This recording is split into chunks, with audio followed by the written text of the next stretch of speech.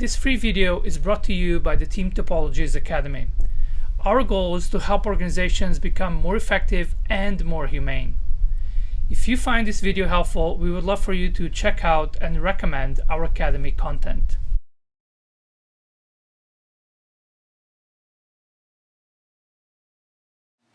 Modern platforms as a product enable teams to deliver their work with substantial autonomy while maintaining full ownership of building and running their service in production.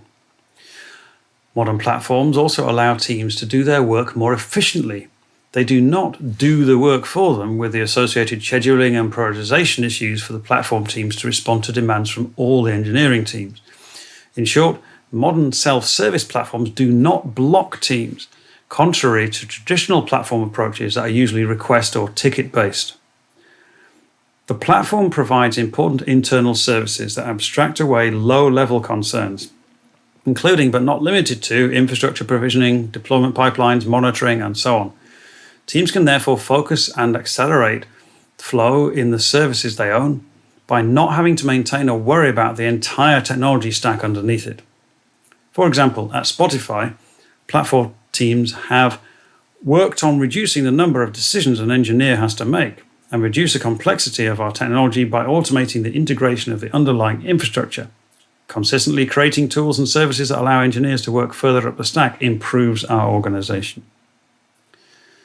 Ideally, the platform provides capabilities that can be used by numerous teams with little overhead, but the starting point for modern platforms is to address what we call team cognitive load, or we could call it overload.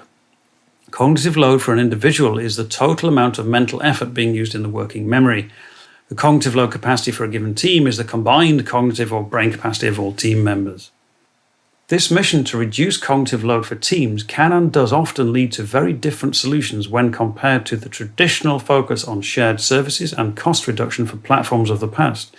The worth of a platform should not be measured by its complexity or how many services it provides. In fact, a platform as simple as a wiki page guiding teams on how to use third-party offerings can be an internal differentiator with a strong value proposition, as long as it is truly addressing the cognitive load issues for the teams it serves. There's an excellent example of reducing cognitive load for internal teams when adopting a disruptive piece of technology.